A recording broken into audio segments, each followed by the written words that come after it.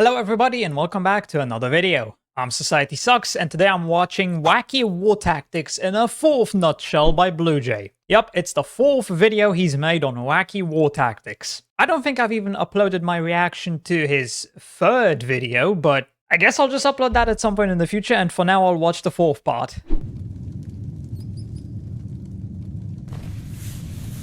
Hey, psst, come here.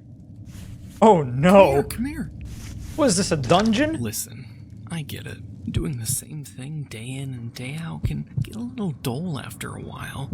Shooting people with guns, charging peasants on cavalry, firebombing cities with airplanes. Engaging in your run-of-the-mill warfare can kind of start to lose that thrill. And so, hey, it's perfectly natural to get a little stir-crazy and start craving a bit of whimsy with your slaughter. Don't you worry, champ. That's where I come in. I'm a grade A certified whimsical murder expert. Keep the credentials. Today, all your problems, minus those hemorrhoids, will be solved. Because we're going to learn about some of the wackiest war tactics used in history. For the fourth time. He's probably never gonna run out of ideas for these videos. As the curtain began to close on World War II, the United States was looking to butter up the Japanese populace to the proposition of a wee little ground invasion. After all, why waste money attacking a person's body with real bullets when you can attack their mind with mind bullets? Psychological warfare was the name of the game for the new unit under the United States Joint Intelligence Center Pacific Ocean Areas. I know, quite the mouthful. Okay. So thankfully it's an acronym that just rolls off the tongue. JICPOA. With those Yankees enjoying a comfortable lead at this point, they were allowed some leniency to emote on the enemy a little bit, encouraging their PSYOPs officers to puke out any proposals that come to mind, quote, no matter how ludicrous. Dangerous words for young American males between the ages of 18 and 35. Yup. As with enough time, boredom, and government funding, we've seen what kind of antics they're capable of. Yes. Stuff like propaganda leaflet drops and loudspeakers around the clock already did an adequate job slapping frowns on civilians. But this is America we're talking about. Whether it's warfare or CTE compilations, anything less than number 1 won't cut it. And from this desire for greatness came a proposal for a PSYOPs mission that was sure to rattle the Japanese to their core. Is that supposed to be Lincoln? The Americans dyed Mount Fuji black. And for those who aren't aware, Mount stands for mountain. While it might come off ridiculous, in their defense, this was playing to their strengths. As in the 1940s, Americans were the unrivaled champs at dyeing white things black. Mount Fuji might seem like a random choice, but it actually makes a lot of sense as a target, serving as a sacred point of guidance for all kinds of people. For their government, it guided their messaging honors. For America, it guided their long-range bombers. And for the locals, it served as a spiritual guide for their sense of identity. A beautiful lone peak in the sky, epitomizing the symbolic heart for East Asian prosperity. Reading all this big talk about some random hill, I felt like I was missing out, so I decided to check it out for myself to see what all the fuss was about. Now this trip's a tax write-off. To properly understand the dire implications of this proposal, imagine how you'd feel if someone defaced our holiest peak, the Bass Pro Shop in Memphis, Tennessee. That's right, not a happy camper, are we? This mission, while simple in concept, would be quite the undertaking, requiring extensive personnel. It just feels like a waste of resources. Fuji, which I'd like to reiterate. Like, I get it, yeah, it's supposed to be psychological warfare, but there's better ways for that. You know, this is just a waste of resources, manpower, and time, which they could have spent doing something much more effective. Stands for mountain. In a since declassified Yeah, how are you gonna cover the whole thing? Thoroughly why this plan would be it's a bad not happening. idea. Firstly, the surface area to be dyed is a whopping 370 square miles, or Holy the equivalent to painting 473 billion gumballs. 370 miles squared. That's how much? Times 1.6? That will be what? Jesus Christ, that's like 570 kilometers squared. Like around that. I'm not sure of the exact number. Oh no, I was wrong. No, a mile is 1.6 kilometers, but a square mile is how much?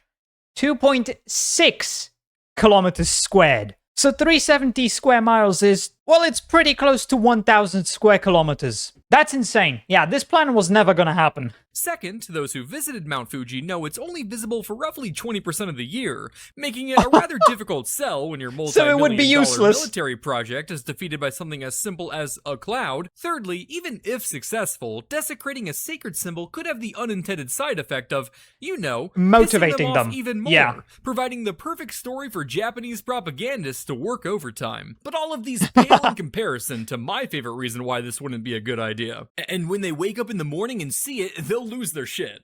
And when it snows, what's that? And when it snows, what then? The paint will be Snows? covered. Why do you think it's currently white?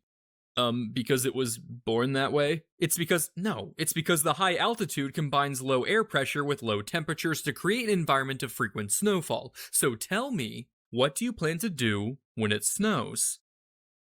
Paint it again? It's like you do all of that, and within a week or two, it's all just gonna be white again.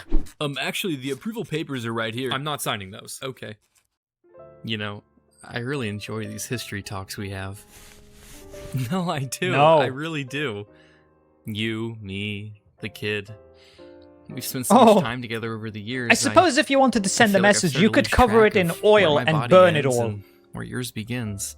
Not sure that would actually It's work. like you're the corner piece and to my obviously, puzzle that I never knew I was missing. huge waste of oil. But now that you're here, No one would the go rest for of the that. picture just starts to make sense. By the way, you never told me. What's your mother's maiden name? Stop! Do not fall for the irresistible charm of this incredibly gorgeous damsel. The internet is a dangerous place filled with Aw, sharks hungry for sponsor your personal time. info. As you're probably aware, the United States thought better of barbarically coating the skyline in black paint, instead opting for the moral high ground by pursuing other options. Like painting the sky white. Yeah. Yeah, they What, didn't that do it story out of not good moral enough for you? reasons, just because they didn't Well, do what it if I because it told was you I had stupid. 2 stories in which the United States considered waging psychological warfare against the Japanese mainland via the desecratory painting of symbols sacred to their culture? Well, do you? Yes, I have 2 stories.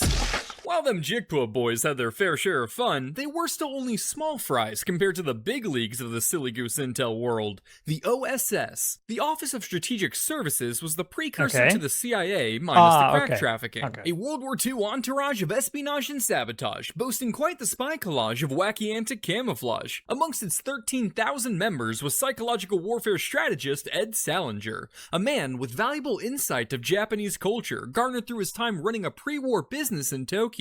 He learned their language, studied their history, and consumed their art without any subtitles. In other words, Ed was the ripest fruit on the weeb tree, and he was confident he knew how to obliterate Japanese morale. I'm guessing he Kitsune is didn't. the Japanese word for fox, and serves as a warning of doom not only in Shinto folklore, but also for the pleb sitting next to me in Street Fighter. With this in mind, Salinger came up with Operation Fantasia, a plan to spook the Japanese public by exposing them to artificial fox-shaped spirits in the wild. And therein lies the main obstacle. Uh-huh.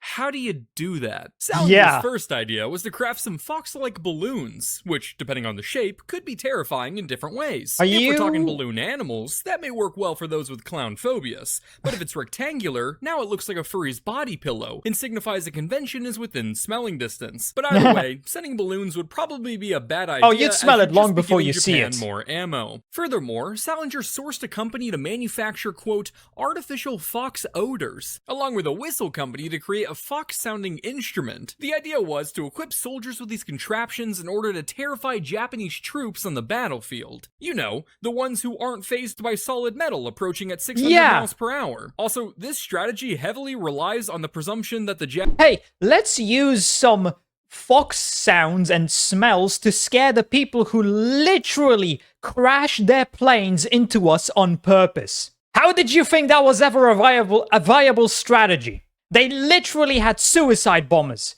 and you think you're gonna scare them with some noises? Japanese just happen to know what a fox smells and or sounds like. And considering 1.2 billion people today still don't know, I wouldn't put much confidence in this plan. Ah, shit! Martyr team awaiting coordinates. I don't know! The fuck? Azimuth 310, range 300?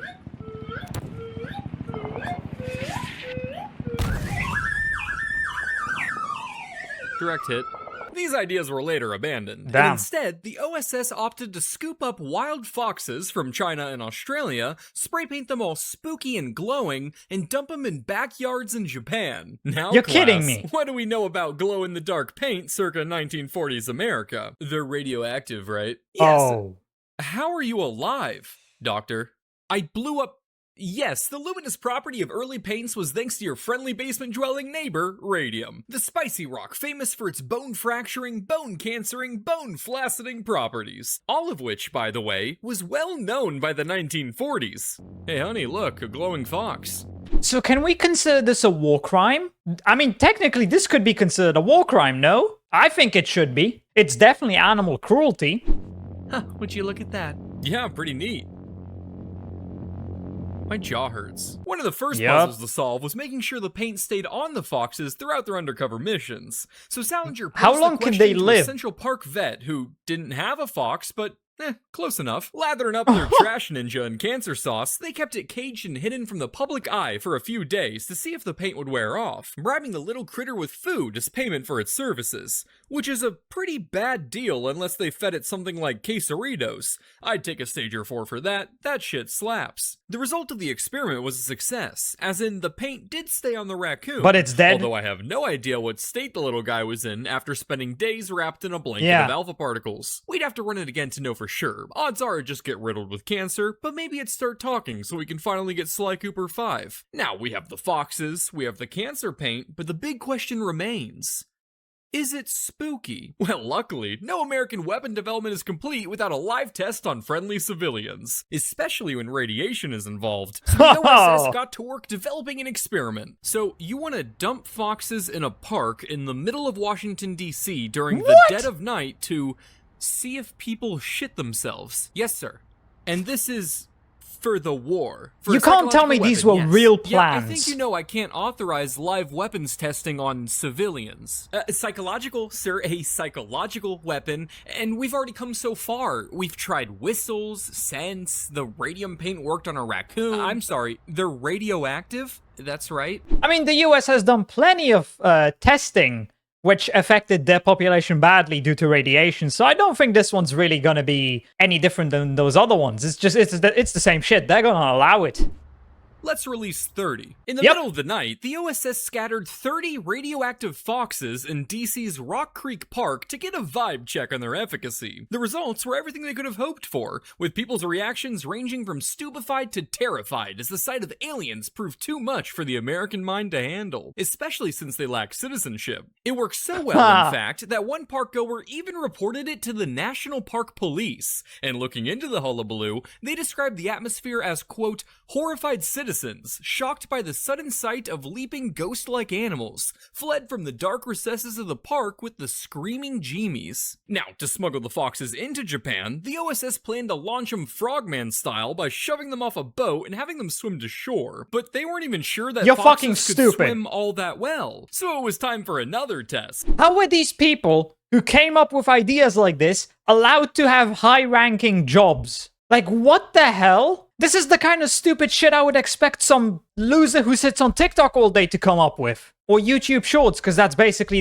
just as cancerous as TikTok. Hell, it's more cancerous than those foxes.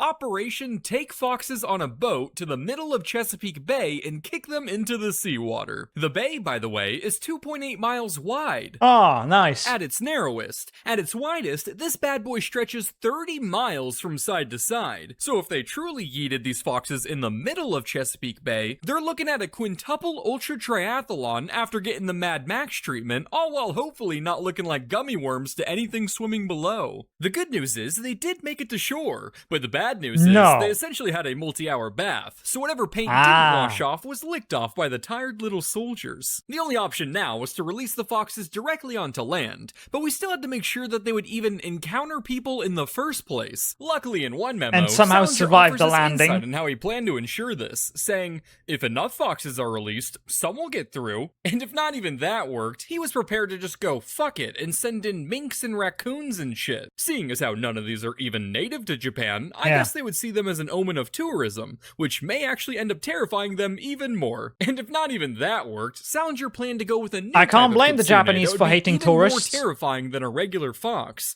stating, "We have made a stuffed fox with a human skull affixed to his head, equipped with a simple mechanical device for raising and lowering the jaw so as to simulate the opening and closing of the mouth of the skull. This stuffed figure will be painted to give the same luminous effect as in the case of the live foxes. Jesus. This monstrosity would then be stapled to a balloon or kite and flown high above Japanese villages." And if not even that worked, Salinger was like, "Hey, what if we just ditch this whole fox thing entirely?" Suggesting they snag some Japanese people and have them go all apeshit, pretending to be possessed by fox spirits. The training of which I would have loved to see.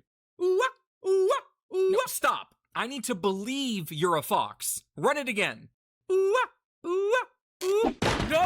No, again! What do you want from me? We've been at this for hours. I'm tired. I haven't seen my family in days, and I will not stand for any more of your ridiculous abuse! You're ready. Obviously, none of this ended up happening, and upon the project's cancellation, many colleagues, and probably foxes, breathed a sigh of relief. In later years, historians have reflected on the operation as an example of the Japanese racism and cultural ignorance that plagued American leadership, as Japan's superstitions with stuff like the kitsune were really no different than what you'd find in Western folklore. So if a Japanese person did stumble upon a glowing fox in the wild, in reality, they'd probably do what an American would do. Cash in on ad revenue, baby. Yeah. Now, for the next tactic. What if I told you I had 3 stories in which the United States considered waging psychological warfare against the Japanese mainland stupid via is the this one? desecratory painting of symbols sacred to their culture? I don't. That'd be crazy. I was gonna say. What are you? Ethereal Auditor, you're late on your Centennial Alex report. Oh, that thing? You guys thought I was serious? Well, in that case, your accord protects us. Remember, kids, no magical pact is safe from a 300-pound crossbow. While we're moving away from the fun world of psyops, this next story does still involve Japan in World War II. 1942 was not a fun time to be stationed in a Pacific European colony, for the Imperial Japanese Navy was hungry for islands, and they set their eyes on the tasty stroopwafel dessert that was the island of Java in the Dutch East Indies. On February 27th, the Battle of the Java Sea ensued, with the Allies suffering a crushing defeat. After a few more scuffles, all remaining Allied ships were ordered to flee to Australia, including the humble HNLMS Abraham Crinzen, who from now on I will just refer to as Abraham or Abe because screw that. A meager little minesweeper, the Abraham was one of 4 Dutch ships stuck behind enemy lines. None of these vessels really put the fair in warfare, so upon receiving the order to flee, one decided to scuttle their ship, 2 scurried off, but the Abe decided to go another route. The ship was less than 200 feet long, and only armed with 1 3-inch gun, 2 20 mils, and some bombs. While enough toys for 18-year-olds to not get bored, not ideal for going full Rambo on the land of the rising sun. The stakes were high, the atmosphere was tense, and when you're under that much pressure, I find the best thing to do is ask yourself, what would Bill Gates do? I mean, you could always just ram them. That's right, he'd run to the island. The Abraham's genius idea was to disguise their entire ship with nets, branches, and brush to give off the appearance of an island. Looking good, looking I've heard of something like this before. What is this? Well, sir, it's not disguising an a island ship pina as an colada island. Stand. This is insubordination. Well, part of private. the island. We are sailors of the Royal Netherlands Navy, goddammit. We drink Singapore slings. Now, you might be thinking, how could someone not notice a floating island cruising by at 15 knots? And to you, I'd say, have you ever noticed an island moving? Exactly. They're quite sneaky. Forget birds aren't real. Islands aren't real. They're all Dutch naval ships lying in wait to re-establish the former glory of the Dutch East India Company. In reality, the Abraham couldn't have asked for a better environment to attempt this stunt. The Indonesian archipelago is home to roughly 18,000 islands, meaning the Abe would essentially be playing a game of prop hunt with the Japanese. Take that, Call of Duty haters. Looks like the game is more realistic than you thought. With the ship painted and foliage in place, the plan was to remain anchored quiet and still by islands during the day before desperately hopping to their next hiding spots at night. But before they could take off on this risky mission, Lieutenant Commander Anthony von Meert gave his crew the option to stay behind. And any man who does not wish to sail on this journey shall not be forced to do so. Yes. If we stay, do we have to wear fursuits? It's not a fursuit, it's island camouflage. I And mean, yes, half of the ship's crew chose to remain behind. technically it and is. shortly after, the Abraham took off on their tactical stealth quest. Originally, they had planned to join up with the other two ships who raced off before, but decided against it due to their lack of camo. This would end up being the right call, as one of them would run out of fuel, while the other was caught and sunk by a Japanese shit. destroyer. For 5 whole days, the Abraham nervously snuck her way through the islands, praying that the disguise would work and that the Japanese-filled region would remain oblivious to her presence. Sir, are we sure this is an island? It's not on the map. Let's check it out. No, it looks like an island. You know, AI content is the future. Looks like nothing but animals here, sir. Miraculously, the camouflage worked like a charm, and thanks to her stunt, the Abraham was the only ship of her class to survive the escape, earning several sailors the Dutch Cross of Merit, for it was thanks to their ingenuity that the Abraham succeeded in her voyage without ever arousing the suspicions of the Japanese Navy. Well, at least not until later. I fucking knew it! Wacky War Tactics Part 4. I feel like that was just mainly due to Japanese incompetence. Like, there's no way you don't notice a fucking ship, no matter how well disguised it is. There's no way you're missing it. Like, come on. 10 out of 10 stars. Oh, that's it. Yeah, okay, so the first two were completely stupid, and they were never gonna work. The third one with the camouflage really shouldn't have worked, but somehow it did. Let's just say they got very lucky. Other than that, I don't have anything more to say here, so I hope you enjoyed. If you did, please consider subscribing and leaving a like. If you want to see more reactions, check out this video right here. And with that, I hope I'll see you in the next video.